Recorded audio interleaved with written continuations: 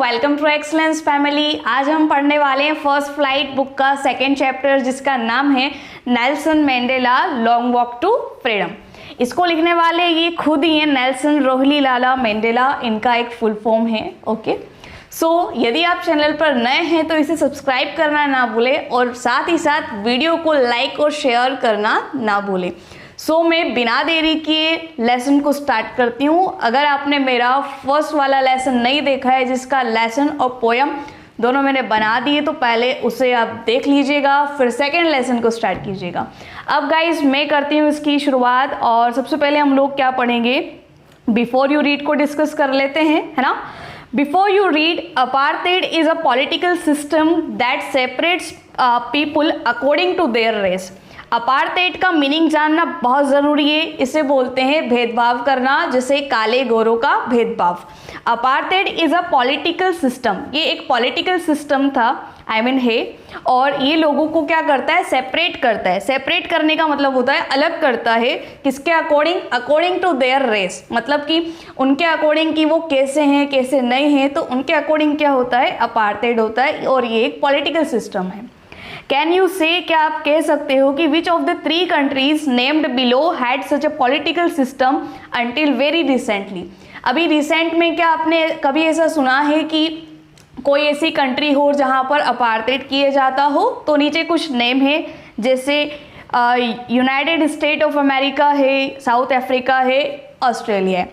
तो south Africa एक ऐसी कंट्री थी जहाँ पर अपार्थाइड देखने को मिला था। ओके, सेकेंड पॉइंट कहता है have you heard of Nelson Mandela. तो क्या आपने नेल्सन मंडेला के बारे में सुना है। Mandela and his African national Congress, Mandela और उनकी जो पार्टी थी नेशनल अफ्रीकन कांग्रेस, उन्होंने स्पेंड किया अपनी लाइफ को फाइटिंग अगेंस्ट द अपार्थाइड। तो उन्होंने फाइट किया अपार्थाइड के खिलाफ। Mandela had to spend 30 years in prison.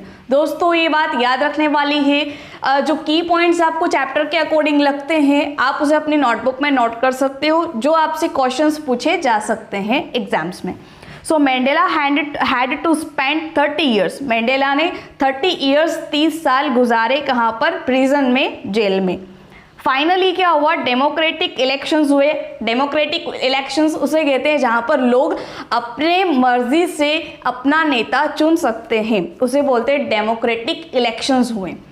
Were held मतलब आयोजित किए गए, हेल्ड को बोलते हैं आयोजित करना।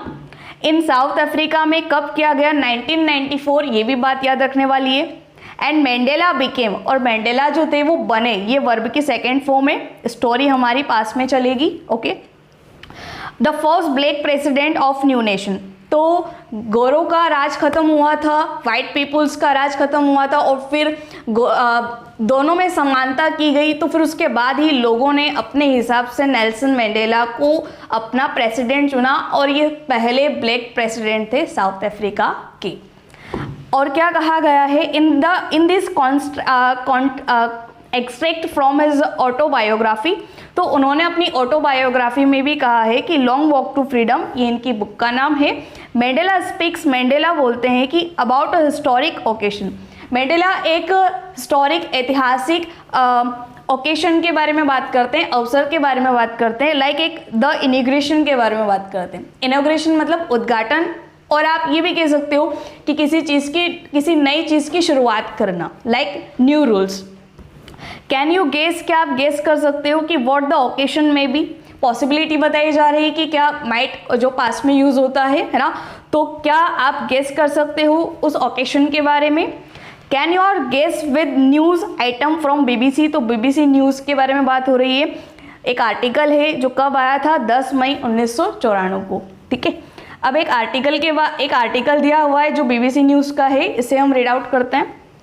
Mandela becomes South Africa's first black president. आपको पता है Nelson Mandela has become South Africa's first black president after more than 3 centuries, मतलब 3 सेंचुरीज के बाद। जो वाइट रूल था वो 3 सेंचुरीज तक चला, और उसके बाद जो थे नेल्सन मंडेला पहले ब्लैक प्रेसिडेंट बने साउथ अफ्रीका के। Mister Mandela African national Congress ANC party won 252 of the 400 seats in the first democratic elections of South Africa's history. South Africa के इतिहास में ऐसा पहली बार हुआ था कि एक डेमोक्रेटिक इलेक्शंस आयोजित किए गए थे और उसमें मंडेला की पार्टी जो थी, नेल्सन मंडेला की पार्टी ने क्या किया, 400 वोट्स में से 252 सीट्स इनको मिली, मतलब 400 सीट्स थी, उसमें से 252 सीटें नेल्सन मंडेला की पार्टी को गई थी। The inauguration ceremony took place in the union Buildings. जो इनॉग्रेशन था, अब सेरेमनी एक शपथ ली जाने वाली थी तो उसने अपना स्थान लिया द यूनियन बिल्डिंग्स, जो यूनियन बिल्डिंग्स थी। एम्फिल थिएटर क्या होता है, लाइक जैसे पार्लियामेंट होता है उसमें एक के ऊपर एक सीट होती है, ठीक है। आप मूवी का थिएटर भी देख सकते हो, ठीक है, और ऊपर की जो रूफ होती है, ठीक है, एफिल थिएटर उसे कहते हैं कि एक के ऊपर एक स्टेप टाइप हो, लाइक स्टेडियम आप लोग कह सकते हो, जिसमें ऊपर का आसमान खुला हो, कोई रूफ ना हो, ठीक है। इन प्रेटोरिया क्या है, साउथ अफ्रीका की कैपिटल है। Today attended by politicians and dignitaries from more than 140 countries around the world. पूरी 140 कंट्रीज जो थी उसमें बड़े बड़े पॉलिटिशियंस आए थे। डिग्निटरीज मतलब जो सम्माननीय लोग होते हैं राष्ट्रों के, देशों के, वो आए थे साउथ अफ्रीकन सॉइल पर। Never again will this beautiful land experience the operation of one by another, said Nelson Mandela in his address.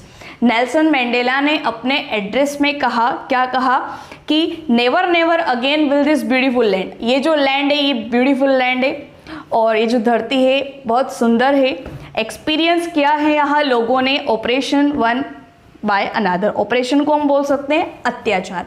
जो मीनिंग आपको नहीं आएंगे वो आप अपने नोटबुक में लिख लीजिएगा, सो दैट आपको चैप्टर अंडरस्टैंड करने में कोई प्रॉब्लम ना हो।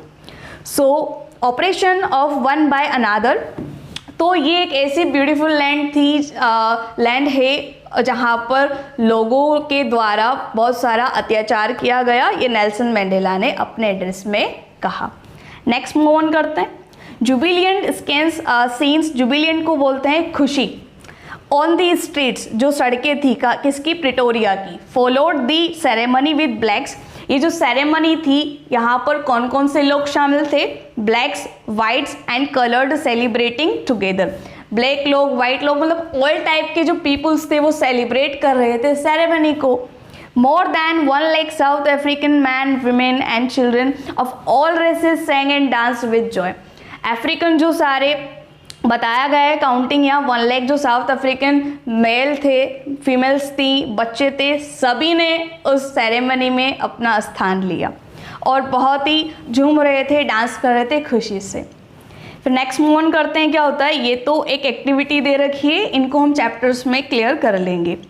अब क्या होता है गाइस, स्टोरी शुरू होती है और आप बने रहिए हमारे साथ हमारे चैनल पर और वीडियो को देखते रहिए। अब मैं स्टोरी शुरू करती हूँ। हमने बिफोर यू रीड में हमने पढ़ा था 10 मई का दिन था, हमें तो ईयर भी याद है 1994। तो 10 मई डॉन को हम लोग बोल सकते हैं बिगिन, शुरुआत, ठीक है। 10 मई डॉन ब्राइट एंड क्लियर, 10 मई का दिन बहुत ही चमकीला था, बहुत ब्राइट एंड क्लियर था। For the past few days, I had been pleasantly beset by dignitaries and world leaders who were coming to pay their respects before the inauguration. जानने लायक word क्या है, प्लीजेंटली मतलब खुशी से, beside का meaning दे रखा है आसपास, ठीक है, क्लोज बाय, आप बहुत ही नियर हो किसी के। बाय डिग्निटरीज, जो बड़े बड़े सम्माननीय लोग हैं उसे बोलते हैं डिग्निटरीज। फिर जानने लायक वर्ड है रेस्पेक्ट्स करना, आप जानते हो रेस्पेक्ट, पे मतलब होता है देना, गिवन। इनॉग्रेशन सेरेमनी जो स्टार्टिंग में ही मैंने आपको समझा दिया था। सो 10 मई का दिन था, बहुत ब्राइट और क्लियर था। और पास की बात करते हैं कुछ टाइम पहले कि मैं बहुत खुश था। नेल्सन मंडेला बोलते हैं कि मैं बहुत खुश था क्योंकि मेरे आसपास बहुत सारे डिग्निटरीज थे एंड वर्ल्ड लीडर थे जो आ रहे थे अपना रेस्पेक्ट देने के लिए उस इनॉग्रेशन सेरेमनी में। The inauguration would be the largest gathering ever of international leaders on South African soil. South Africa की जो मिट्टी थी, धरती थी, उस पर बहुत सारे इंटरनेशनल लीडर्स आने वाले थे उस सेरेमनी को, इनॉग्रेशन सेरेमनी को अटेंड करने के लिए। The ceremony took place in the lovely sandstone amphitheater. Guys, amphitheater का मीनिंग मैं आपको क्लियर कर चुकी हूँ कि क्या होता है। सैंडस्टोन को हम लोग बोल सकते हैं रेतीला पत्थर, ओके। सेरेमनी ने अपना स्थान लिया लवली सैंडस्टोन, मतलब वहाँ का जो नज़ारा था बहुत देखने लायक था। Formed by the union buildings in Pretoria for decades, दशकों की बात करें decades, these had been the seat of white supremacy. आप जानते हो कि पहले वाइट सुप्रीमेसी थी, मतलब वाइट लोगों का रूल था डिकेड्स से, दशकों से। Now it was the site of rainbow gathering of different colours and nation for the installation of south Africa's first democratic non racial government. Non racial government मतलब जो किसी पर अब अत्याचार नहीं किया जाता, जो गवर्नमेंट किसी पर ज़्यादा अत्याचार नहीं करती उसे कहते हैं नॉन रेशियल। अब इसमें क्या हुआ है कि डिकेड से वाइट सुप्रीमेसी रूल रहा है और अभी बिल्कुल फ्री है, अब ऐसा कुछ नहीं है अपार्थाइड टाइप। तो रेनबो मतलब अलग अलग टाइप के लोग जो हैं अब वो गैदर होते हैं, गैदरिंग मतलब गैदर हुए इंस्टॉलेशन के लिए नए साउथ अफ्रीका के, मतलब एक नया साउथ अफ्रीका जो कंट्री है वो नए तरीके से शुरू होने जा रहा था। On that lovely autumn day, उस दिन ऑटम का सीजन चल रहा था, पतझड़ ऋतु जिसे हम कहते हैं। आई वॉज अकम्पैनिड, तो मैं साथ था, अकम्पैनिड को बोलते हैं साथ होना, by my daughter Zenani on the podium. Podium का गाइज हम लोग बोल सकते हैं मंच या फिर stage, clear. So Mr de Klerk was first sworn, sworn को हम बोलते हैं शपथ, एज सेकेंड डिप्टी प्रेसिडेंट। तो सेकेंड डिप्टी प्रेसिडेंट कौन थे ये पूछा जा सकता है, मिस्टर डे क्लर्क। देन आप जानते हो नेल्सन मैंडेला की फोटो है। Thabo Mbeki was sworn in as first deputy president. आपको ये भी ध्यान रखना है कि थबाको मेबेकी जो थे वो कौन थे वो first deputy president, okay. When it was my turn, पहले दोनों प्रेसिडेंट्स ने अपनी अपनी शपथ ले ली और फिर फिर मेरा टर्न आया, नेल्सन मैंडेला का टर्न आया। सो आई प्लेस्ड, मैंने प्रण लिया, प्लेज को हम एक तरीके से रिक्वेस्ट भी कह सकते हैं, टू ओबे कि मैं पालन करूंगा, the uphold the constitution and to devote myself to well being of the republic and its people. वो क्या करते हैं, उन्होंने प्रण लिया और उन्होंने कहा कि मैं पालन करूंगा, मैं अपहोल्ड मतलब बनाए रखूंगा, ठीक है, अपहोल्ड मतलब बनाए रखना, किसको, कॉन्स्टिट्यूशन को, संविधान को, एंड टू डिवोट, और मैं खुद को डिवोट करूंगा मतलब अपने काम के प्रति समर्पित करूंगा, माई सेल्फ खुद को, to well being of the republic मतलब लोगों की स्वतंत्रता के लिए मैं काम करूंगा और कॉन्स्टिट्यूशन को बनाए रखूंगा। टू दी असेंबल्ड गेस्ट, और वहाँ पे बहुत सारे लोग असेंबल थे, जमा थे, गेस्ट थे, एंड वॉचिंग वर्ल्ड, और दुनिया देख रही थी उनकी स्पीच को। आई सेड, तो मैंने ऐसा कहा अपनी स्पीच में। टुडे, अब क्या बोलते हैं स्पीच में, अब देखते हैं कि उन्होंने अपनी स्पीच में क्या कहा। Today all of us do by our presence here, वो कहते हैं कि आज हम सब लोग यहाँ पर हैं, तो मैं क्या करता हूँ, तो आई कॉन्फर मतलब होता है गिवन, अ फॉर्मल वर्ड है यहाँ पर जिसे बोलते हैं देना, तो मैं कॉन्फर करता हूँ ग्लोरी को बोलते हैं शाइन, चमक, या फिर सम्मान भी इसको कहते हैं हम लोग ग्लोरी को। आप मीनिंग्स नोट कर लेना guys. Confer glory and hope to newborn liberty को हम लोग क्या बोलेंगे, can you tell me in the comment box. Newborn liberty को गाइज हम लोग बोलते हैं जो नया देश है, देश तो पुराना ही था बट हुआ ये कि एक नए तरीके से स्टार्ट हुआ, तो लिबर्टी को हम बोल सकते हैं फ्री, स्वतंत्र। तो आज हम सब लोग यहाँ प्रेजेंट हुए हैं, तो मैं सम्मान देता हूँ हमारे देश की लिबर्टी को, out of the experience of an extraordinary human disaster that lasted too long. हमने देखा है कि एक्स्ट्रा ऑर्डिनरी थिंकिंग थी, ये क्या थी कि ह्यूमन डिजास्टर हमने हमारी कंट्री में देखा है जो काफ़ी लॉन्ग रहा है, too long. Must be born a society of which all humanity will be proud. तो अब जो हम फ्री हुए हैं तो पूरी मानव जाति को, पूरी ह्यूमैनिटी को क्या है, हमारी कंट्री पर प्राउड है कि हमारे यहाँ ऐसे ऐसे पेट्रियोटिक्स हुए। We were outlaws not so long ago. Outlaws को बोलते हैं हम इलीगल, ठीक है, गैर कानूनी। सो हम जो थे आउटलॉज, ज़्यादा आउटलॉज नहीं थे, काफ़ी लंबे टाइम से, हैव टुडे बीन, और इसका पूरा मीनिंग भी दे रखा है, because of its policy of apartheid many countries had earlier broken of broken of मतलब अपना रिलेशन तोड़ देना, diplomatic relations with south Africa, south Africa के साथ अपना रिलेशन बहुत सारी कंट्रीज़ ने तोड़ दिया था बिकॉज ऑफ वहाँ पर अपार्थाइड का काफ़ी ज़्यादा रूल था. So we who were outlaws not so long ago have today been given the rare privilege to be host to the nation of the world on our own soil. आज हम क्या कर रहे हैं, प्रिविलेज है मतलब पूजे जाते हैं, आज हम सम्माननीय हैं बहुत सारे देशों में. So we thank all of our distinguished international guest. तो वो कहते हैं कि यहाँ जितने भी इंटरनेशनल ग्रुप्स के लीडर्स आए हैं तो मैं उन्हें थैंक यू कहता हूँ for having come to take position. और वो अपनी पोजिशन लेते हैं, प्रतिक्रिया बताते हैं. The people of our country of what is after all कि ये सब कुछ क्या है, a common victory for justice. तो ये न्याय के लिए एक कॉमन विजय थी, जस्टिस था, आई मीन विक्ट्री थी, जीत थी. For piece, for human dignity. तो अगर हमें हमारी कंट्री में शांति चाहिए, जस्टिस चाहिए, जस्टिस पर विजय चाहिए, जीत चाहिए, और बड़े बड़े डिग्निटरीज जो वहाँ आए थे तो सब लोगों की वो रेस्पेक्ट करते हैं और उन्हें थैंक्स कहते हैं कि उन्होंने उनकी कंट्रीज़ के साथ बहुत सारे रिलेशंस बनाए ताकि वहाँ वो अलग अलग स्कीम्स वगैरह डेवलप कर पाए. So we have at last achieved our political emancipation. तो नेल्सन मंडेला कहते हैं कि हमने आज अचीव कर ही लिया है पॉलिटिकल एमेनिसिपेशन. एमेनिसिपेशन को बोलते हैं कि एक तरीके से फ्रीडम मिल जाना आफ्टर लॉन्ग टाइम रेस्ट्रिक्शन के बाद. जब आप पाबंद हो, मतलब आपका देश बना हुआ है एक तरीके से रूल्स में, जो रूल्स ठीक नहीं है वहाँ के पीपल के लिए, तो एक तरीके से रेस्ट्रिक्शन होने के बाद उसे क्या मिल जाना, फ्रीडम मिल जाना, उसे बोलते हैं एमेनिसिपेशन. ऑलराइट. सो वी हैव, हमने एटलीस्ट अचीव कर ही लिया है. बहुत सारी रेस्ट्रिक्शंस के बाद हमें फ्रीडम मिली है, पॉलिटिकल फ्रीडम मिली है कि हम अपने हिसाब से लोगों के तरीके से वो खुद को क्या कर पाएँ, एक अपना नेता चुन पाएँ.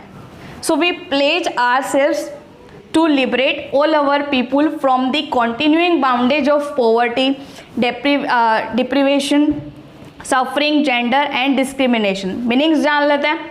सो वी प्लेज, तो हम क्या करते हैं, हम प्रण लेते हैं, प्लेज लेते हैं. To liberate all our people, ठीक है, कि हम हमारे लोगों को स्वतंत्र रखेंगे, लिबरेट रखेंगे फ्रॉम द कॉन्टिन्यूइंग, जो ये बाउंडेज चली आ रही थी पॉवर्टी की. डेप्रीवेशन को हम लोग बोलते हैं state of not having one's rightful benefits, जिसके पास कोई अधिकार ना हो, ठीक है. सफरिंग, पीड़ित हो, जेंडर भेदभाव हो, काले गोरों में लाइक, मेल फीमेल्स में लाइक, एंड अदर डिस्क्रिमिनेशन, और जो भी डिस्क्रिमिनेशन हो, जो भी बाउंडेज हो, ठीक है. डिस्क्रिमिनेशन का भी मतलब दे रखा है बीइंग ट्रीटेड डिफरेंटली और अनफेवरेबली, मतलब आप किसी के फेवर में नहीं हो. तो ये बहुत सारी प्रॉब्लम से हटकर आज हमने क्या किया है, खुद को फ्री किया है, पॉलिटिशियन को हमने फ्री किया है. So never ever, never and never again shall it be that this beautiful land will again experience the operation of one by another. तो वो कहते हैं कि अब कभी भी ऐसा नहीं होगा इस ब्यूटीफुल लैंड पर कि कोई किसी और को क्या करे, कोई किसी और पर क्या करे, ऑपरेस करे, मतलब किसी पर अत्याचार करे. The sun shall never set on the glorious और ह्यूमन अचीवमेंट. तो ये जो ह्यूमन अचीवमेंट हमने अचीव की है, सो यहाँ का जो सूरज है, ग्लोरियस, जो चमकीला, जो ब्राइट सन है, वो कभी यहाँ पर सेट नहीं होगा, कभी नहीं ढलेगा. सेट का मीनिंग है सनसेट, आपने काफ़ी ज़्यादा सुना होगा. Let freedom reign, God bless Africa. चलो फ्रीडम को रिगेन करते हैं, एक तरीके से फ्रीडम को एंजॉय करते हैं जो हमें मिली है. एंड गॉड ब्लेस अफ्रीका, और गॉड हमेशा अफ्रीका के साथ रहे. सो गाइज, मुझे पूरा होप है कि आपको ना ये लेसन समझ ज़रूर आ रहा होगा, और मैं इस लेसन को, उसमें ओरल क्वेश्चंस भी हैं, इसे हम बाद में डिस्कस करेंगे. पहले हम लेसन्स को पढ़ लेते हैं, ठीक है. अब हम नेक्स्ट पर चलते हैं कि क्या होता है. आफ्टर ऑल इनिग्रेशन की बात हो रही है ना, तो बहुत सारे काम किए जाएंगे, और वो काम क्या है वो हम पढ़ते हैं. अ फ्यू मोमेंट्स लेटर, कुछ समय बाद क्या होता है, कुछ पलों के बाद क्या होता है. We all lifted our eyes, तो हमने हमारी आइज लिफ्ट की. लिफ्ट का मतलब तो ऐसे होता है उठाना, ठीक है. यहाँ पे लिफ्ट का मतलब है हमने अपनी आइज को रेज किया, हमने अपनी आइज को उठाया. इन एफ इन एव को जानने लायक वर्ड है, इसे हम बोलते हैं अमेजमेंट, मतलब आश्चर्य से हम लोगों ने हमारी आंखें ऊपर की। As a spectacular array, spectacular array का मीनिंग दे रखा है कि an impressive what, an impressive display, colourful and attractive. एक ऐसा नज़ारा दिख रहा है जो बहुत ही कलरफुल है और बहुत सुंदर है। सो हमने अमेजमेंट से देखा a spectacular array of South Africa, South African जो जेट्स थे, हेलीकॉप्टर्स थे एंड ट्रूप कैरियर जो थे। रोड मतलब दहाड़ना, ठीक है, in perfect formation over the union Buildings, जो वो यूनियन बिल्डिंग्स थी, एफिल थिएटर की हमने बात की थी, है ना, तो उसके ऊपर क्या उड़ रहा था, जेट्स उड़ रहे थे, हेलीकॉप्टर्स उड़ रहे थे, ठीक है, यूनियन बिल्डिंग्स के ऊपर। It was not only a display, ये सिर्फ एक डिस्प्ले नहीं था, एक नज़ारा नहीं था, of pin point position. Pin point position को गाइज हम लोग कह सकते हैं एक तरीके से accuracy. And military force, military force भी वहाँ पर थी। और demonstration of the military loyalty to democracy, तो डेमोक्रेसी मिली थी, तो उसके बाद जो मिलिट्री थी वो क्या कर रही थी, अपनी लॉयल्टी, अपनी वफादारी निभा रही थी, ठीक है। डिमॉन्स्ट्रेशन मतलब कि वो जो प्रेजेंटेशन था, डिमॉन्स्ट्रेशन को हम लोग बोलेंगे प्रेजेंटेशन, जो प्रदर्शन था sorry, to a new government, जो एक नई सरकार आई थी, दैट हैड बीन फ्रीली, जो बिल्कुल फ्री थी, फेयरली थी, फेयरली लोगों के द्वारा चुना गया था प्रेसिडेंट को, इलेक्टेड क्योंकि इलेक्शन हुआ था। ओनली मोमेंट्स बिफोर, कुछ समय पहले की बात करते हैं, द हाईएस्ट जनरल्स, जो हाई जनरल्स थे साउथ अफ्रीका के, डिफेंस फोर्स एंड पुलिस, जो डिफेंस फोर्स थी, जो पुलिस थे, और देयर जो चेस्ट, उनकी जो चेस्ट थे, bedecked with ribbons and medals from days gone by, saluted me and pledged their loyalty। bedeck को हम बोलते हैं एक तरीके से सजा होना, ठीक है। तो जो जनरल्स थे, ठीक है, जो जनरल्स थे और डिफेंस फोर्स और पुलिस जो थी, उनके चेस्ट पर मेडल्स लगे हुए थे, सजा हुआ था उनका चेस्ट, एंड किससे, रिबन्स से और मेडल से। फ्रॉम डेज गॉन बाय, उसके बाद क्या होता है, वो मुझे सैल्यूट करते हैं, pledge their loyalty, pledge their loyalty, और अपनी वफादारी का प्रण लेते हैं।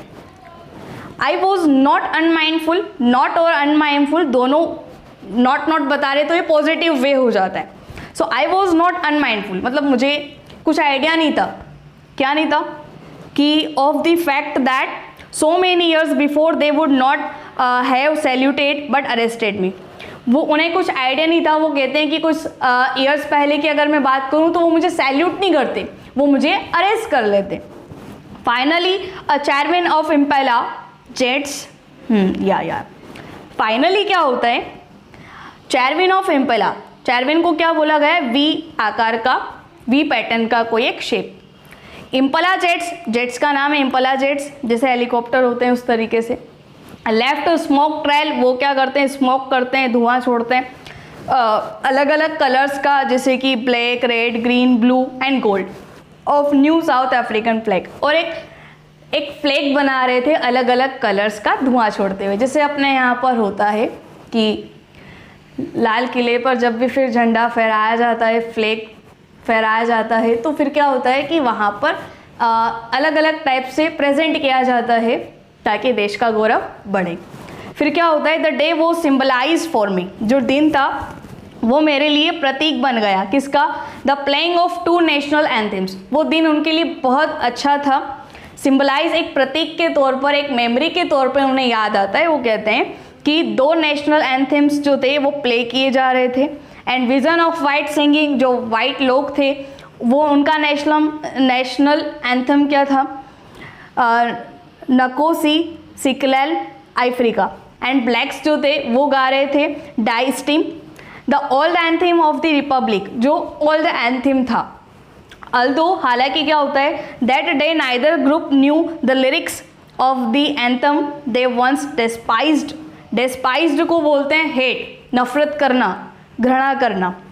They would soon know words by heart, first में ब्लैक लोगों को और वाइट लोगों को एक दूसरे के एंथम्स के लिरिक्स, उनके मीनिंग्स नहीं याद थे, लेकिन नेल्सन मंडेला का कहना था कि वो कुछ टाइम बाद दोनों ब्लैक एंड वाइट्स जो लोग थे वो अपने अपने एक दूसरे के एंथेम से पहले घृणा करते थे और फिर वो कुछ टाइम बाद समझ जाएंगे।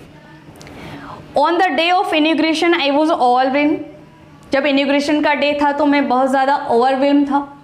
ओवरवेल्म को हम लोग बोलते हैं इमोशनल, वो बहुत ज़्यादा क्या थे, इमोशनल थे। With a sense of history, एक इतिहास के सेंस की बात करते हैं। इन द फर्स्ट डिकेड, वो कहते हैं फर्स्ट डिकेड की बात करते हैं किसकी, ऑफ द 20th सेंचुरी, 20वीं शताब्दी के फर्स्ट दशक की बात करते हैं। अ फ्यू ईयर्स आफ्टर, कुछ टाइम बाद क्या होता है, the bitter Anglo bore, Anglo को क्या बोलते हैं हम, ब्रिटिश, और बोर को बोला गया है south Africa. War and before my on birth, तो कहते हैं बाद में, मतलब मेरे जन्म से पहले ब्रिटिश और साउथ अफ्रीका का क्या हुआ था, वॉर हुआ था, जिसमें क्या हुआ कि द वाइट स्किन पीपल, जो सफ़ेद लोग थे, जो गोरे लोग थे साउथ अफ्रीका के, पैचअप कर लिया उन्होंने there differences and erected a system of racial domination against the dark skin people of their on land. White लोगों ने क्या किया, जो काले लोग थे, ठीक है, उन पर अपना आधिपत्य स्थापित किया, मतलब कि वो उन्हें नीचा मानने लगे, तो दोनों ने डील कर ली, ठीक है। फिर क्या होता है, the structure they created formed the basis of one of the harshest, और जो उन्होंने ऐसी गवर्नमेंट बनाई, रेशियल गवर्नमेंट बनाई, ठीक है, जो एक दूसरे पर ऑपरेस्ड करती, ठीक है, डील कर लिया। तो ये डील बहुत ज़्यादा हार्शेस्ट था, बहुत ज़्यादा क्रूल था, मोस्ट इनह्यूमन, अमानवीय था सोसाइटीज़ के लिए, समाज के लिए। The world has ever known, जो वर्ल्ड को हमेशा याद रहेगा, एवर ऑलवेज का सिमिलर वर्ड है, sorry. Now in the last decade, अब वो लास्ट दशक की बात करते हैं, लास्ट डिकेड की बात करते हैं, ऑफ द 20th सेंचुरी, 20वीं शताब्दी की बात है almost. And my on 8th decade, मतलब जो लोग मैक्सिमम 70 to 80 एज पर होते हैं, मतलब वो 8th डिकेड में होते हैं, ठीक है। आई मीन कुछ हुआ मुझसे, हम सॉरी, मैं कुछ और बताती हूँ, थोड़ा दूसरा बताना चाहती थी। 8th डिकेड मतलब कि जो लोग मतलब कि काफ़ी ज़्यादा बूढ़े हो गए एंड देन फिर वो अपनी स्टोरी को बताते हैं, तो वो कहते हैं कि वो तो स्टोरी बाद में लिख रहे हैं ना, उन्हें फर्स्ट में ये सब नहीं पता था, तो वो कहते हैं कि मैं 18th decade as a man था। आप मुझे बता सकते हो कि कौन सा एज ग्रुप वाले लोगों को क्या कहते हैं अपने कमेंट बॉक्स में, ठीक है।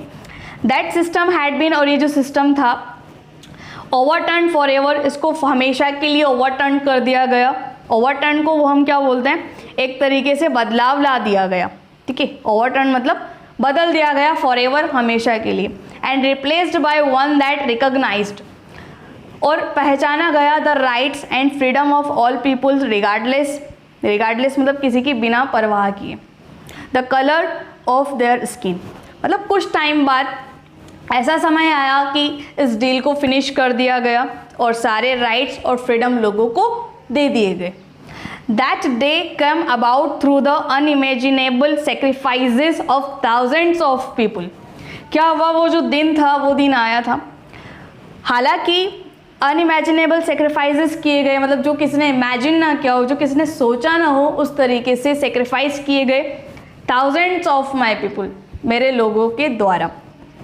People whose suffering and courage can never be counted और रिपेड, लोगों ने जो दुख झेले हैं, जो सफरिंग, जो पीड़ित वो हुए हैं, और उनका जो साहस था, ठीक है, उस दुख भरे समय में उन्होंने जो अपना करेज दिखाया, वो करेज को आप कभी काउंट नहीं कर सकते और ना ही आप उसे कभी रिपेड कर सकते हो, ना ही कभी उसे वापस दे सकते हो। ये होता है रिपेड का meaning.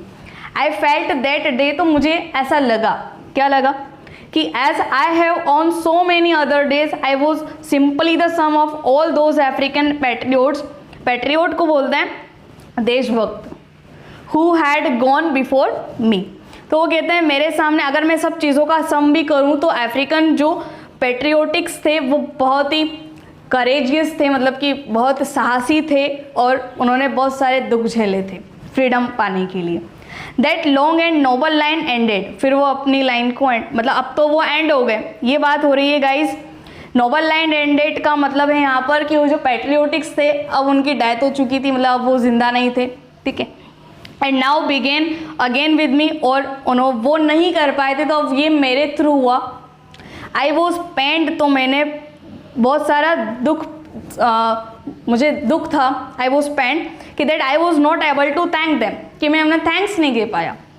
And that they were not able to see what their sacrifices and wrought को क्या बोला गया, जो आपने पाया, डन और अचीवमेंट, ठीक है।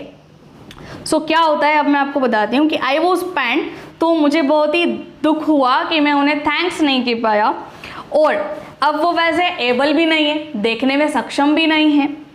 What their sacrifices had wrought, कि उनके सेक्रीफाइस के बाद हमने, हमारे नेशन ने क्या अचीव कर लिया है, ठीक है। The policy of apartheid created a deep and lasting wound in my country and my people. जो अपार्थाइड था, जो काले गोरे का जो भेद था, इसने क्या किया, बहुत ही डीप रिएक्शन क्रिएट किया। लास्टिंग वाउंड मतलब जख्मी कर देना, तो हमारी कंट्री को पूरी तरीके से जख्मी कर दिया, हमारे कंट्री के लोगों को, वाइट और ब्लैक रूल के कारण। All of us will spend many years, और अब हम सब जो लोग थे, हमें काफ़ी समय लग गया रिकवर होने में। स्पेंड कर दिए हम, मतलब स्पेंड हो जाएंगे, फ्यूचर की बात हो रही है, हमारे बहुत सारे ईयर्स स्पेंड हो जाएंगे इस बात से रिकवर करने के लिए। इफ़ नॉट जनरेशंस, मतलब generations recovering from that profound hurt. Profound का मतलब है डीप एंड स्ट्रॉन्ग। ये जो इतना गहरा इम्पैक्ट, इतना गहरा जख्म जो हमें मिला है, हमारी कंट्री को मिला है, तो इससे उभरने के लिए, इसकी रिकवरी के लिए में बहुत सारे ईयर्स लग जाएंगे। But the decades of operation and fertility had another unintended effect, and that was it produced the Oliver Thumbos, Walter Sislos, the Chief Luthleys, the Yusuf Dados, the Bram Features, the Robert Subuquis of our time।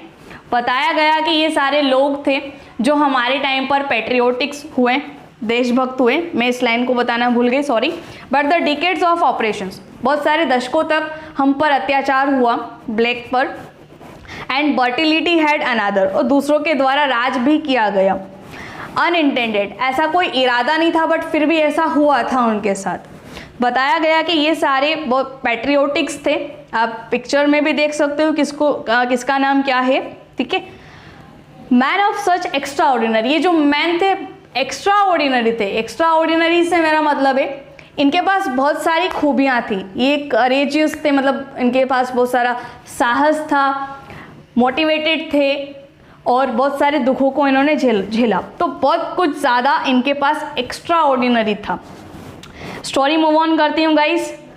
या courage क्या क्या था, courage, wisdom, generosity, that their like may never be known again, ठीक है। करेज था, साहस था, wisdom थी, बुद्धि थी। जेनरसिटी को बोलते हैं उदारता, दया का भाव रखते थे। That their like may never be known again, इसको याद दिलाने की ज़रूरत नहीं है कभी, ये सबको पता होता है। परहैप्स, शायद। इट रिक्वायर्स, रिक्वायर को बोलते हैं ज़रूरत। Perhaps it requires such depth, deep जो वर्ड है उसका नाउन वर्ड है, ठीक है, of operations to create such heights of characters. ये लाइन गाइस बहुत इंटरेस्टिंग है, आपको मज़ा आएगा, सुनिएगा प्लीज़, ठीक है। क्या बोला गया, नेल्सन मंडेला कहते हैं कि ऐसे जो लोग हैं ये तभी उभर के आते हैं, तभी जन्म लेते हैं जब उन पर, मतलब जब किसी पर अत्याचार हो। तो कहते हैं ना कि इंसान एफर्ट्स डालता है तभी वो कुछ लाइफ में बन पाता है। तो इसी तरीके से उन्होंने अपनी बात कही कि ऐसे कैरेक्टर्स, ऐसे व्यक्ति तभी निकल कर आते हैं, ठीक है, जब डीपली ऑप्रेस्ड किया जा रहा हो किसी को, किसी पर क्या किया जाए, अत्याचार किया जाए काफ़ी टाइम्स से, तब ऐसे लीडर्स निकल कर आते हैं। माई कंट्री इज़ रिच, मेरा जो देश है, मंडेला जी कहते हैं मेरा देश बहुत ज़्यादा रिच है। माइनरल्स एंड जेम्स, खनिज पदार्थों में, ठीक है, और माइनरल्स मतलब खनिज पदार्थ, और and James that lie beneath it's soil. Beneath को बोलते हैं नीचे की ओर। तो लाई के दो मीनिंग है, ठीक है। लाई का मतलब एक तो होता है झूठा, एक और मीनिंग होता है अस्तित्व में होना, इन एग्जिस्टेंस, ठीक है, आप इसे बोल सकते हो। तो I have always known, I am so sorry, या मेरा देश बहुत ही रिच है खनिज पदार्थों में, और जेम्स को बोलते हैं जवाहरात, ठीक है, जो खनिज पदार्थ में सब आ गया टोटल, तो हमारा देश बहुत रिच था। एंड है मतलब अभी भी, that's the greatest wealth is it's people, वो कहते हैं इन सब से कोई मतलब नहीं, अगर हमारे देश के लोग हैं, अच्छे हैं, फ्री हैं, तो यही हमारे लिए वेल्थ है, यही हमारे लिए संपत्ति है।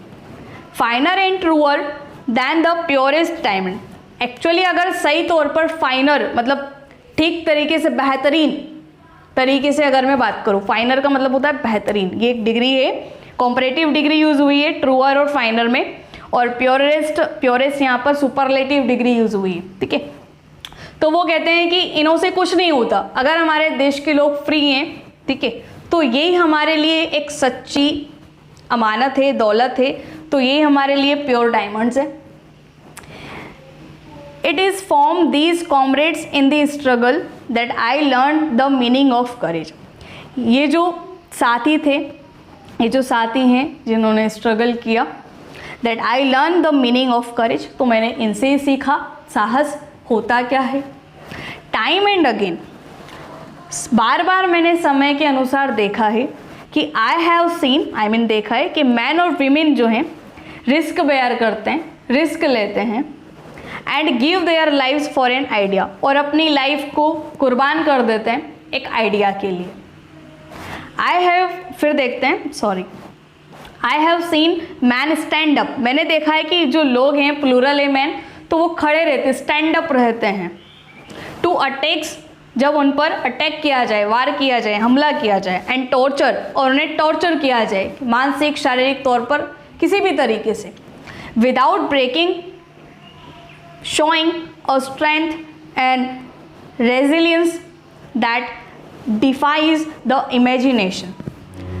इसका मीनिंग दे रखा है रेजिलियंस का, the ability to deal with any kind of hardship और रिकवर फ्रॉम इट्स इफेक्ट, मतलब आप पर अत्याचार हो रहे हैं, ठीक है, और आप शो नहीं करते हो कि मुझ पर कितना अत्याचार हुआ है, शो नहीं कर सकते आप उस बात को, बट आपके अंदर इतनी स्ट्रेंथ है, ठीक है, इतनी ताकत है आप में कि आप उन ऑपरेस्ड का, मतलब जो ऑपरेशन, जो अत्याचार आप पर किए जा रहे हैं, आप उसे फाइट कर पाओ, उसे बोलते हैं रेजिस्टेंस, ठीक है। तो क्या हुआ, मैं आपको समझाती हूँ कि मैंने देखा है कि नेल्सन मंडेला कहते हैं, मैंने देखा है कि लोगों पर अटैक्स होते हैं, हमले होते हैं, टॉर्चर किया जाता है अलग अलग तरीके से, बट वो क्या करते हैं, बट वो उस बात को सह जाते हैं, वो शो नहीं करते, अगर वो शो करेंगे तो लगेगा कि वो वीक हो गए हैं, सिंपल बात है, ठीक है, ये तो आप कॉमन सेंस से भी समझ सकते हो। जो किसी ने सोचा ना हो उस तरीके से, इमेजिन ना किया हो उस तरीके से उन पर अत्याचार किए जाते हैं। आई लर्न, तो मैंने सीखा, the courage was not the absence of fear, courage वो नहीं है, वो फियर के बारे में कुछ अच्छी सी बात करते हैं, मैं पहले पूरा पढ़ लेती हूँ तो आपको अच्छे से समझा पाऊंगी। I learn that courage was not so absence of fear but the triumph, triumph को बोलते हैं विजय। The brave man is not he who does not feel afraid, afraid होता है डर, but who conquer that fear, conquer का मतलब है जीतना, विजय हासिल कर लेना, उसे बोलते हैं कॉन्क्योर्स। सो वो बहुत अच्छी बात कहते हैं, वो कहते हैं कि मैंने करेज सीखा, बट करेज ये नहीं है कि एब्सेंस ऑफ फियर, कि आप फियर से नहीं डरते, एब्सेंस मतलब अनुपस्थिति, कि आपके दिल में कोई फियर नहीं है, तो ये करेज नहीं हुआ, but the triumph over it, आप इस पर विजय हासिल नहीं कर सकते। द ब्रेव मैन, अब जो ब्रेव मैन है ना, वो ब्रेव मैन वो नहीं है जो डर को फील नहीं करता, बल्कि वो है जो डर पर जीत हासिल करता है। ये बहुत अच्छी लाइन है, ठीक है। अब और बहुत अच्छा बताते हैं वो कि no one is born hating another person because of the colour of his skin, ठीक है, कोई भी ऐसा नहीं है जो जन्म से किसी से नफरत करता हो, किसी और पर्सन से, because of the colour of his skin. उस जो आपने जन्म लिया है नया नया, आपको क्या पता लव और हेट क्या होता है। टू हिज बैकग्राउंड और हिज रिलीजन अब कोई भी बंदा स्टार्टिंग से किसी की स्किन को लेकर, धर्म को लेकर या फिर उसके बैकग्राउंड को लेकर, ठीक है, उससे नफरत नहीं कर सकता, ये सबको मालूम है। People must learn to hate. जब लोग हेट करना सीख सकते हैं तो and if they can learn to hate, I mean जब वो हेट करना सीख जाते हैं तो they can be taught to love, तो वो लव करना भी सीख सकते हैं। जब आप किसी से हेट करते हो तो हेटिंग एक ऐसा इमोशन है जो ऑटोमेटिक नहीं आता, बट लव वाली जो फीलिंग है वो ऑटोमेटिकली आ जाती है, ठीक है। For love comes more naturally, क्योंकि लव जो होता है वो नेचुरल होता है, वो ऑटोमेटिकली हो सकता है, बट हेट को करने के लिए कुछ इंसिडेंट होना बहुत ज़रूरी है, तभी आप किसी से हेट कर सकते हो, वरना नहीं। फिर आगे शुरू करते हैं क्या होता है ना। चैप्टर बहुत इंटरेस्टिंग है, बड़ा भी है, लेकिन मैं फिनिश कर दूंगी और आपको भी समझ आएगा, है ना। Let's move on guys. Even in the grimmest times in a prison when my comrades and I were pushed to our limits and I would see a glimmer of humanity in one of the guards, perhaps just a 4 seconds, but it was enough to reassure me, keep me going, and man's goodness is a flame that can be hidden but never extinguished। बहुत अच्छी line है, कुछ meanings जान लेते हैं ना। ग्रीमियस को क्या बोलेंगे? ग्रीमियस का मतलब है सैडनेस, दुख भरा समय, प्रिजन मतलब जेल, कॉमरेड को बोलते हैं साथी, पुश्ड टू आवर लिमिट का मतलब क्या दे रखा है पहले इसको जान लेते हैं। Pushed to the last point in our ability to bear pain. जब आपको कोई दर्द होता है, जब आप कोई पैन बियर करते हो और उसमें वो एबिलिटी जो आपको पुश किया जाए, जो आपको कमज़ोर कर देती है, ठीक है, एक ऐसा पॉइंट पर आपके वार किया जाए जिससे आप कमज़ोर हो सकते हो, लेकिन कमज़ोर आपको नहीं होना होता है, उस सिचुएशन को बोलते हैं पुश्ड टू अवर लिमिट्स। फिर क्या है? ग्लीमर। ग्लीमर का यहाँ मतलब है चमक, शाइनिंग, ब्राइटनेस ऑफ ह्यूमैनिटी, मानवता। गार्ड को आप समझते हैं क्या होता है? परहैप्स होता है शायद, और क्या बताऊँ, ठीक है। गुडनेस मतलब अच्छाई, और फ्लेम को बोलते हैं ज्योति या फिर आग। हिडन मतलब छुपा हुआ, एक्सटिंग्विश्ड है ना, बुझाना या फिर गायब कर देना, ठीक है। तो क्या होता है नेल्सन मंडेला और क्या बोलते हैं वो देखते हैं कि जब उन्होंने जब वो प्रिजन में अपना दुख भरा समय व्यतीत कर रहे थे, मतलब आप जानते हो उन्होंने 30 साल प्रिजन में बिताए थे, तो जब मेरे साथी मुझे पुश करते थे कि मैं अपना साहस खो दूँ या लिमिट खो दूँ कहीं ना कहीं, तो मैंने देखा कि I would see a glimmer of humanity in one of the guards. तो बहुत सारे गार्ड थे, उनमें से एक के अंदर मैंने मानवता देखी, जो कहीं ना कहीं अच्छा इंसान था। तो शायद कुछ ही समय के लिए मुझ में वो अच्छा इंसान दिखा हो, मतलब मुझे उस गार्ड में अच्छा इंसान दिखा हो। So but it was enough, लेकिन जितना भी है वो पर्याप्त था। रीअश्योर मी, मुझे आश्वासन दिलाने के लिए, एंड कीप मी गोइंग, और मुझे आगे बढ़ने के लिए, ताकि मैं अपने और दर्द को बेयर कर पाऊँ, सहन कर पाऊँ। Man's goodness is a flame. Man की जो अच्छाई होती है ना, वो एक फ्लेम की तरह होती है, एक ज्योति की तरह होती है, जो कभी या कोई बार हिडन हो सकती है, छुप सकती है, लेकिन वो कभी बुझ नहीं सकती, वो गायब नहीं हो सकती। फिर आगे पढ़ते हैं, ये वाला बहुत इंटरेस्टिंग यहाँ पे मुझे देखने को मिला है। ऑरल कम्युनिकेशन क्वेश्चन बाद में चेक करेंगे। इन लाइफ में every man has twin obligation. Twin का मतलब है डबल या दो। ऑब्लिगेशन को हम लोग बोल सकते हैं ड्यूटी, ये बात आप याद रखिएगा। तो लाइफ में क्या होता है, मैन की लाइफ में 2 ऑब्लिगेशंस होते हैं।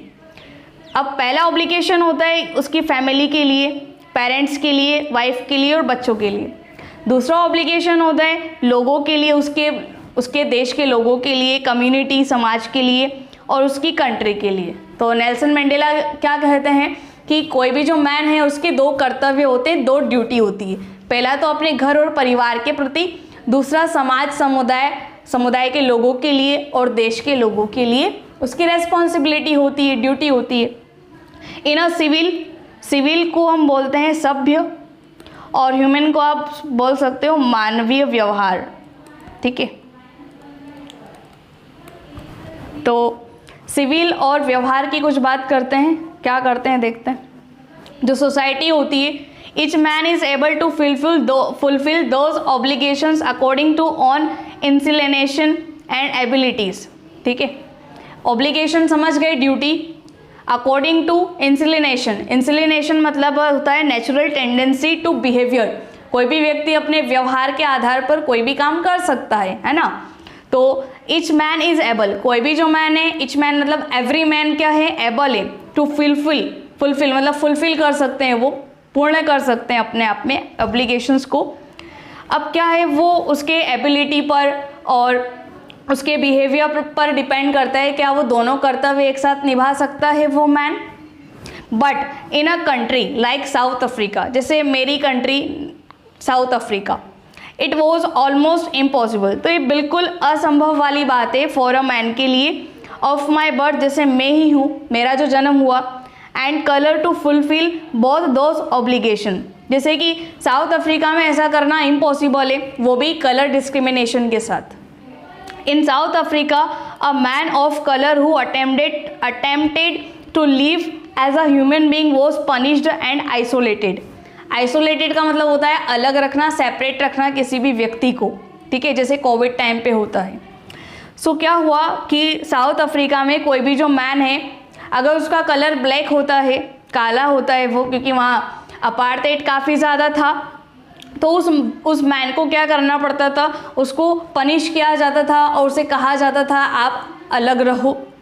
इन साउथ अफ्रीका में a man who tried to fulfil his duty to his people was inevitably ripped from his family and his home and was forced to live a life apart. Inevitably को आप कैसे कह सकते हो, unavoidably, जिसको आप avoid ना कर पाओ.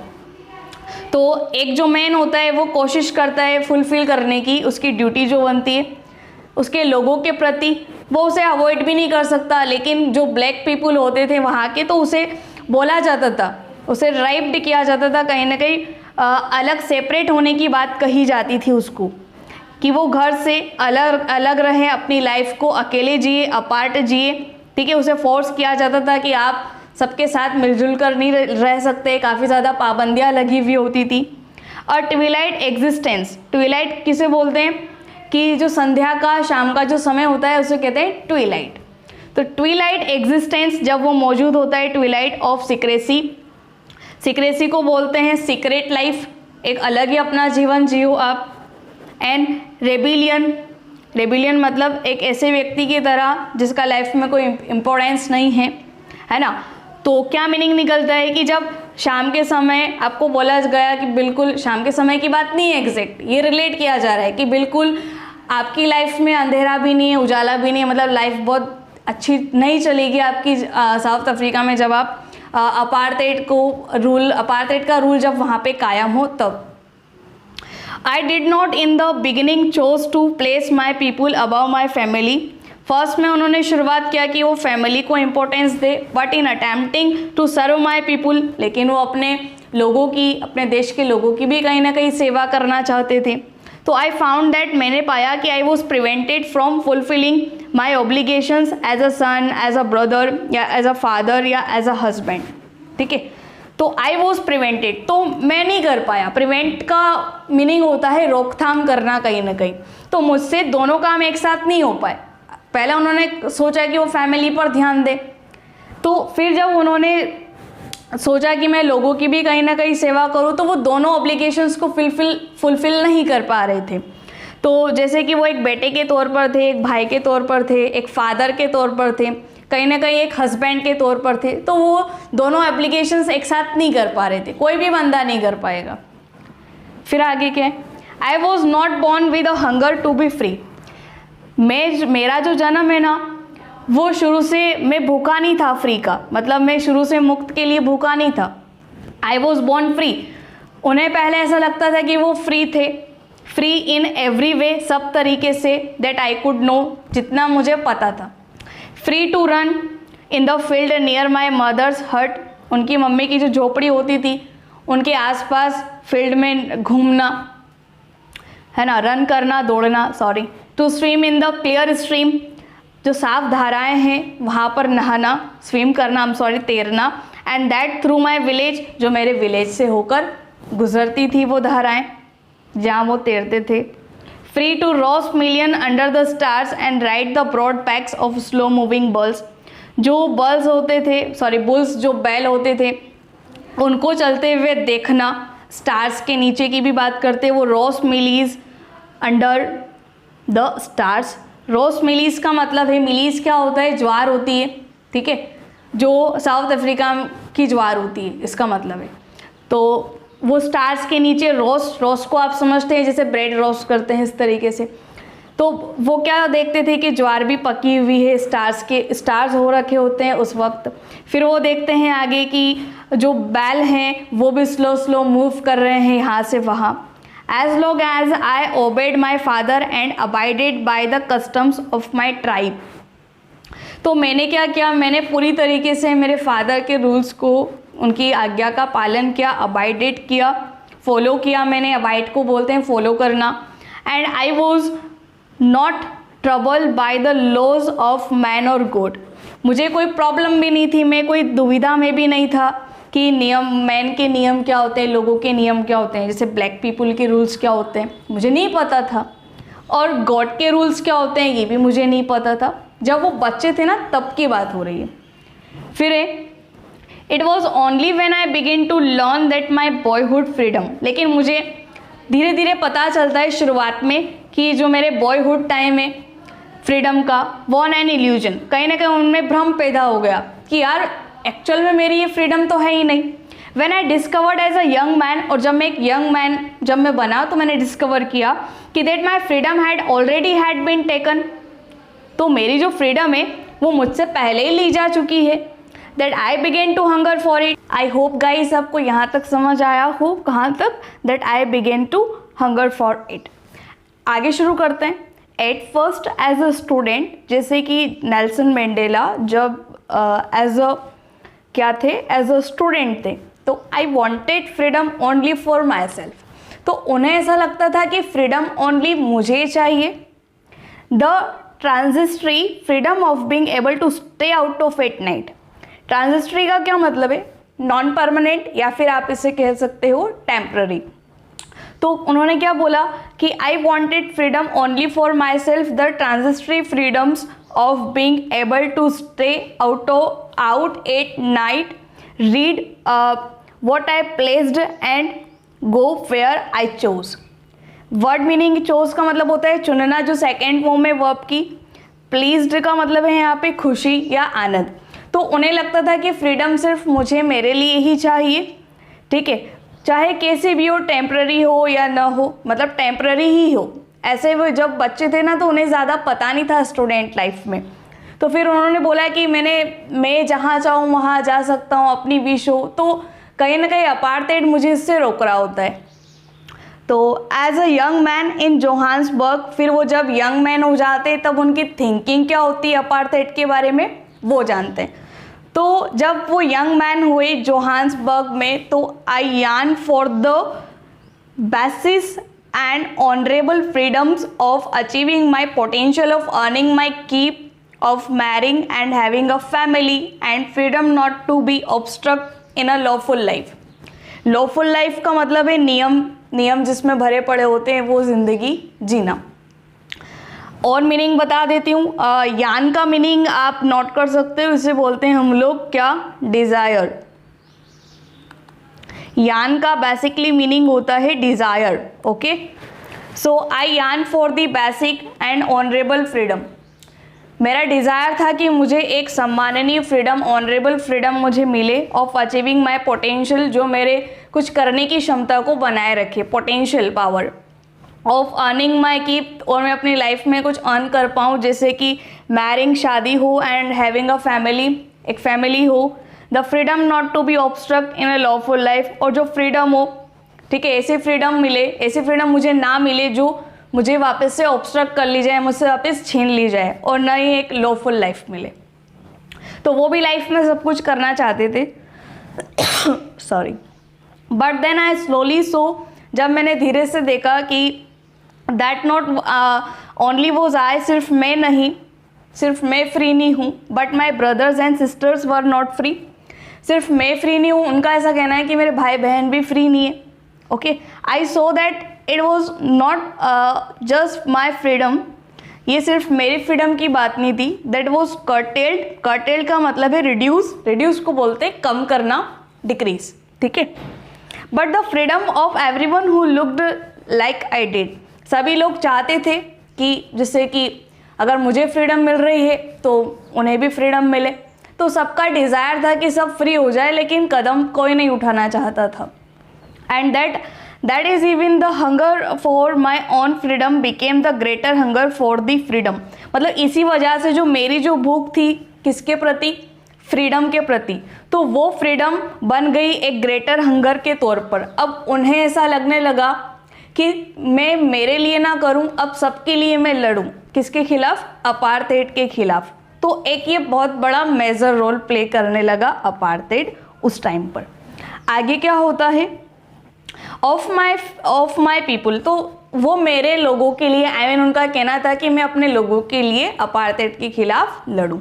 It was this desire for the freedom of my people to live their lives with dignity and self-respect and animated my life that transformed, animate करना मतलब उसमें कुछ सुधार लेके आना, या फिर वो सुधार कैसा भी हो सकता है, चाहे वो नेगेटिव वे का हो या पॉजिटिव वे का हो।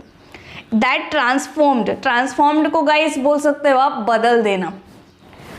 फ्रिटेंड डरा हुआ, frightened young man into a bold, bold को हम लोग क्या बोलते हैं, बहादुर बन जाना एक तरीके से, कायर का opposite word.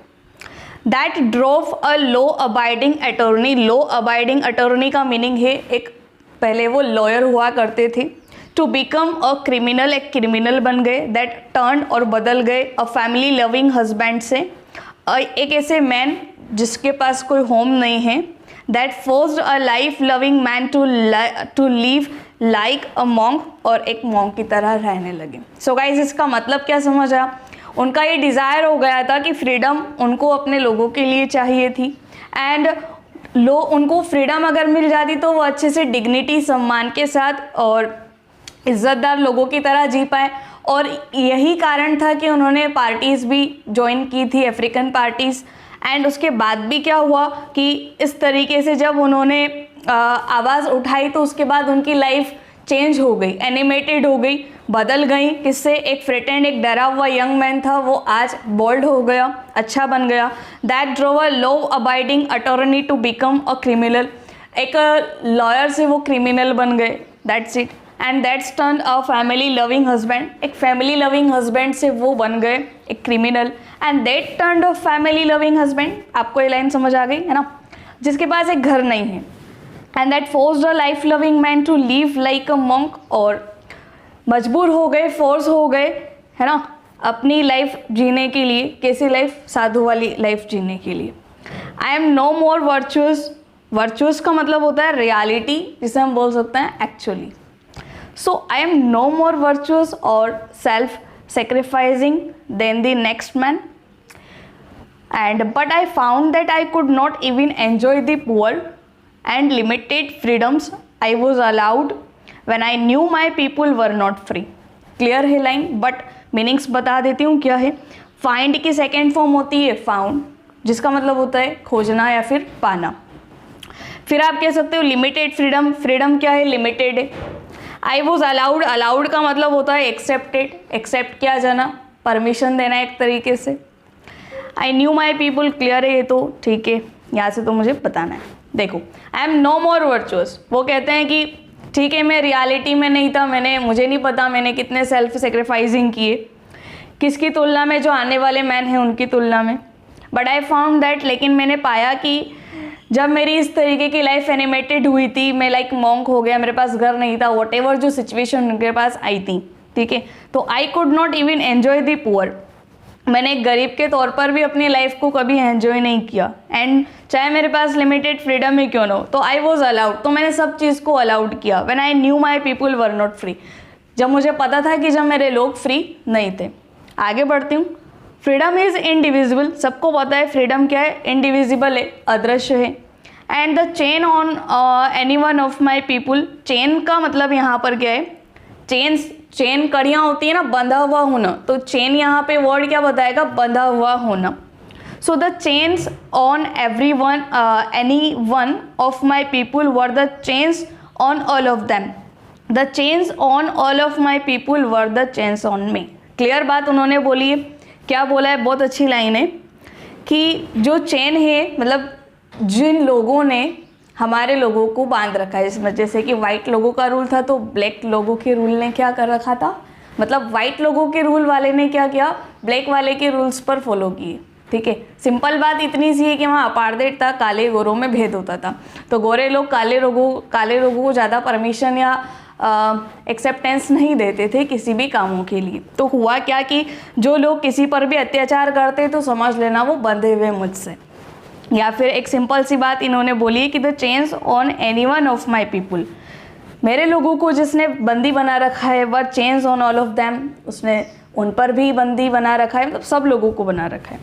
The chains on all of my people were the chains on me, जिसने मेरे लोगों को बंदी बना रखा है तो मतलब क्लियर है कि मुझे भी बंदी बना रखा है। ये लाइन बहुत अंडरस्टैंडिंग वाली थी, इसको आपको समझना है कि किसको किसने क्या कहा। फिर आगे क्या बोला गया, आई न्यू दैट द ऑपरेसर। देखो यहाँ पर भी एक बहुत अच्छी लाइन निकल कर आएगी। ऑपरेसर का मतलब होता है जो किसी पर क्या करता है, अत्याचार करता है, उसे बोलते हैं ऑपरेसर। मस्ट बी लिबरेटेड, देखो मस्ट एक मॉडल वर्ब है और बी यूज़ हो रहा है तो मतलब वर्ब की थर्ड फॉर्म है, पैसिव वॉइस यूज़ हो रहा है। आई न्यू को बोलते हैं आप जानना, जो वर्ब की आपकी सेकेंड फॉर्म है। I knew that the oppressor, मुझे अब पता है, मैं जानता था कि must be liberate just as surely as a oppressed. देखो दो मीनिंग है ऑपरेस्ड और ऑपरेसर। ऑपरेसर अत्याचारी और ऑपरेस्ड अत्याचार सहने वाला। तो मैं जानता था कि जो ऑपरेसर है, जो अत्याचारी है, वो ज़रूर फ्री होगा। ठीक है, and just as surely as the oppressed, किसकी तुलना में, किसके बारे में, जो अत्याचार सहता है। A man who takes away another man's freedom, कोई भी एक ऐसा व्यक्ति जो किसी दूसरे व्यक्ति की फ्रीडम को टेक अवे ले लेता है तो is a prisoner of hated, तो वो क्या होता है, नफरत के पात्र होता है, मतलब जेल के काबिल होता है वो। हालांकि उसको जेल नहीं होती लेकिन वो दिल से हमेशा कैदी ही बना हुआ रहता है, प्रिजनर ही रहता है। He is locked behind the bars of prejudice and narrow mindedness. Prejudice का मतलब क्या है, a strong dislike without any good reason. आप किसी को नापसंद करते हो बिना किसी कोई खास कारण के, है ना। तो क्या कहना चाहती हूँ मैं यहाँ पर कि he is locked behind the bars of prejudice. तो एंड नैरो माइंडनेस, तो मतलब जो लोग किसी को भी चेन बना के रखते हैं, बंदी बना के रखते हैं, तो वो क्या होते हैं, नैरो माइंडेड पीपुल होते हैं। कोई आप रीज़न नहीं दे पा रहे हो साफ साफ कि आप किसी से हेट क्यों करते हो, सिंपल बात थी। तो अपार्टमेंट में हेट क्यों किया जाता था, इस बात का कोई क्लेरिफिकेशन ही नहीं था। आई am not truly free if I am taking away someone's else freedom. वो कहते हैं कि मैं सही बात कहूँ तो मैं खुद फ्री नहीं होऊंगा जब मैं एक्चुअली किसी और के फ्रीडम को ले लेता हूँ। Just as surely as I am not free, जैसे मुझे पता है श्योरली कि मैं फ्री नहीं हूँ। When my freedom is taken from me, क्योंकि मेरी जो फ्रीडम है वो मुझसे टेकन अवे मतलब मुझसे छीन ली गई है, फ्रेजल वर्ब है। And the oppressed and the oppressor, और जो अत्याचारी है और जो अत्याचार सहन करने वाला है, alike are robbed of their humanity. तो मतलब कोई अत्याचारी किसी पर अत्याचार करता है तो वो क्या करता है, किसी की मानवता को छीन लेता है। मानवता को ह्यूमैनिटी आप कहते हो, रॉब्ड को मतलब रॉब्ड को आप क्या कह सकते हो, चोरी करना, चुरा लेना।